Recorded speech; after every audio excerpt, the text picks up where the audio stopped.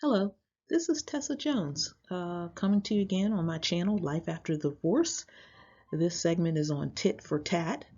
We'll be sharing another inspirational passage and along with a message. So I'm going to jump right in and just start off with the scripture here. And it says, "And never return evil for evil or insult for insult. Avoid scolding, berating, and any kind of abuse. But on the contrary, give a blessing. Pray for one another's well-being, contentment, and protection. For you have been called for this very purpose, that you might inherit a blessing from God that brings well-being, happiness, and protection." And that comes from 1 Peter 3:9, and I use the Amplified Bible. So as I said, for tat, we don't want to be sparring partners with our significant others, our spouses. We want to be a blessing. I know, just thinking of my past and my experience, you know, someone does something to you and it could be on purpose, it could be by mistake, but our first inclination is, how can I get the person back? Or what can I do to cause them the same amount of pain? And that may be a human experience, but it's not the best way to go about things. I know, as I said, we may do it for various reasons. Some of the things, even in relationships and marriage, one of the partners or spouses step outside of the marriage, infidelity, and then the other partner says, okay, I'm going to do the same.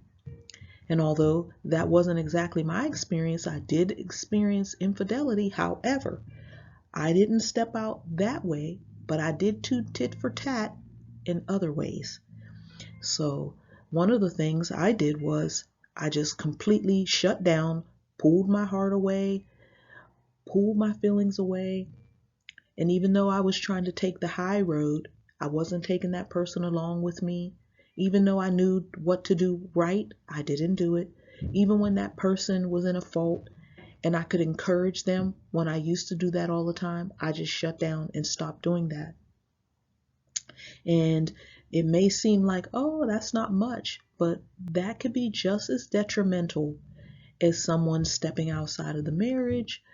There are certain things that we know to do right, but we don't. We withhold that so that we can punish the other person. So just a thought, instead of doing that, I think of the scripture where it says, "Vengeance is mine, saith the Lord, I will repay." So for us, it is just for us to pray for that person's well-being, pray for them to come to the light, to their senses, pray for contentment, pray for protection, and let God be your guide. Let God fight the battle for you.